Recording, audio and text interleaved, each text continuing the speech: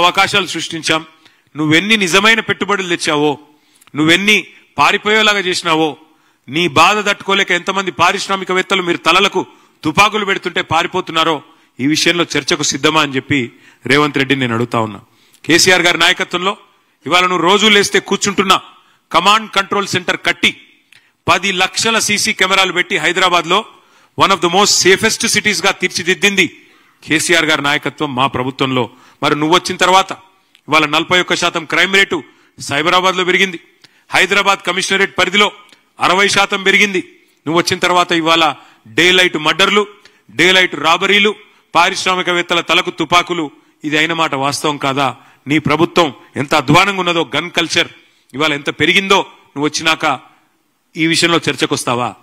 ఆఖరికి నీ ప్రభుత్వం ఎంత దిగజారిపోయింది అంటే, నువ్వు ముఖ్యమంత్రివి, నువ్వే హోంమంత్రివి, కానీ నీకు ఖబర్ లేదు. మహారాష్ట్రలోని ముంబై పోలీసులు వచ్చి హైదరాబాద్ లో ఉండే చెర్లపల్లిలో 12,000 కోట్ల డ్రగ్స్ పట్టుకున్నారంటే నువ్వు నీ హోంమంత్రిత్వ శాఖ, నీ డీజీపీ ఏం చేస్తున్నారు? ఎంత అధ్వానంగా ఈ రాష్ట్రంలో